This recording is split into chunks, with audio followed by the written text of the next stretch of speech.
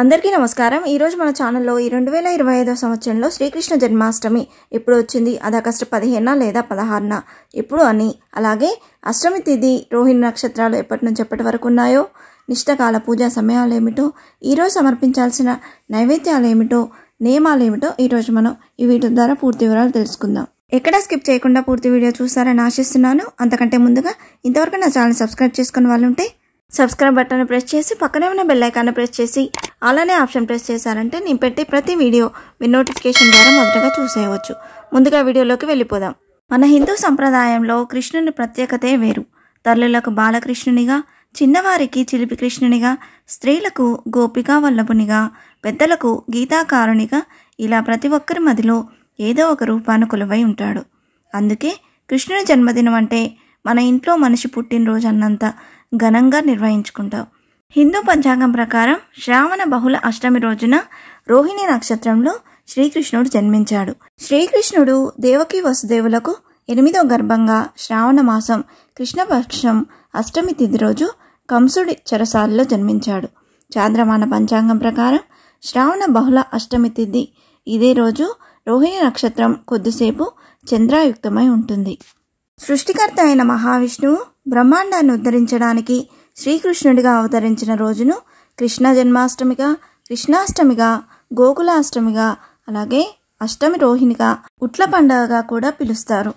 భక్తి శ్రద్ధలతో శ్రీకృష్ణ జయంతిని వ్రతంగా ఆచరిస్తే గోదానం చేసిన ఫలితం, కురుక్షేత్రంలో సువర్ణదానం చేసిన ఫలితం దక్కుతుందని బ్రహ్మాండ పురాణం చెబుతుంది।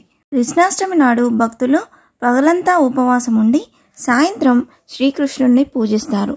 శ్రావణ మాసంలో లభించే పళ్ళు, అటుకులు, బెల్లం, అలాగే వెన్న, పెరుగు, మీగడ స్వామికి నైవేద్యంగా పెడతారు। ఊయల కట్టి అందులో శ్రీకృష్ణ విగ్రహాల్ని పడుకోబెట్టి ఊపుతూ రకరకాల పాటలు, కీర్తనలు పాడతారు। పురవీధుల్లో ఎత్తుగా ఉట్లు కట్టి పోటీ పడి వాటిని కొడతారు। అందుకే ఈ పండుగను ఉట్ల పండుగ అని, ఉట్ల తిరునాళ్ళు అని కూడా పిలుస్తారు। కృష్ణాష్టమి రోజు మధ్యాహ్నం 12 గంటలకు పూజను ప్రారంభిస్తారు। ఈ రోజున ఓం శ్రీకృష్ణ పరబ్రహ్మణే నమః అనే మంత్రాన్ని 108 సార్లు జపిస్తే మంచిదని పురాణాలు చెప్తున్నాయి।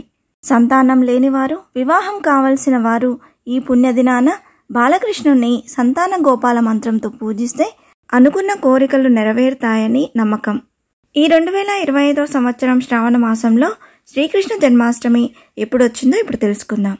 స్వస్తి శ్రీ చాంద్రమానేన శ్రీ విశ్వావసునామ సంవత్సరం వర్ష ఋతువు శ్రావణ మాసం శ్రావణ బహుళ అష్టమి తిథి ఆగస్టు 15 శుక్రవారం రాత్రి 11:50 ప్రారంభమై ఆగస్టు 16 శనివారం రాత్రి 9:35 అష్టమి తిథి అనేది ముగుస్తుందండి।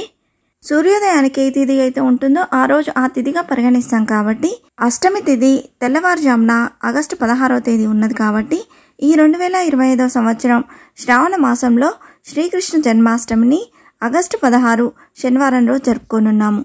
అలాగే రోహిణి నక్షత్రం అనేది ఆగస్టు 16 శనివారం ఉదయం 8:56 ప్రారంభమై ఆగస్టు 17 ఆదివారం ఉదయం 7:06 ముగుస్తుందండి।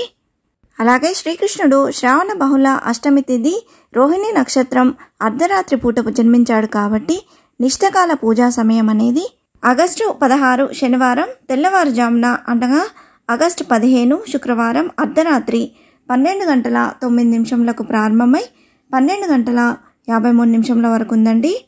శ్రీకృష్ణుని పూజలో ఏది సమర్పించినా సమర్పించకపోయినా తులసి మాత్రం తప్పక ఉండేలా చూసుకోవాలి। పూజలో ఆచమనం చేసే నీటిలో తులసి ఆకులు వేసుకుంటే మంచిదని చెప్తారు। ఆయన ప్రతిమను కూడా తులసిమాలతో అలంకరించమని సూచిస్తారు। కృష్ణునికి పొన్న చెట్టుతోనూ అనుబంధం ఉంది। వీలైతే ఆ పొన్న పూలతో ఆయన్ని పూజిస్తే మంచిది। ఆయనకి ఇష్టమైన తెలుపు, పసుపు రంగు పూలతో పూజించిన శుభమే। కృష్ణాష్టకం, కృష్ణ అష్టోత్తరం వంటి స్తోత్రాలను చదువుతూ పరిమళభరితమైన పుష్పాలతో ఆయన్ను అర్చించాలి। ఇంతే ఫ్రెండ్స్, ఈ వీడియో మీకు నచ్చిందని ఆశిస్తున్నాను। ఇలాంటి ఇంట్రెస్టింగ్ వీడియోస్ కోసం please subscribe my channel and press the bell icon. అలాగే లైక్ చేయండి, షేర్ చేయండి। మీకు ఏమైనా సందేహం ఉంటే నా కామెంట్ బాక్స్లో పోస్ట్ చేయండి। మరొక మంచి వీడియోతో మీ ముందుకు వస్తాను। అంతవరకు సెలవు। సర్వే జనా సుఖినో భవంతు। స్వస్తి।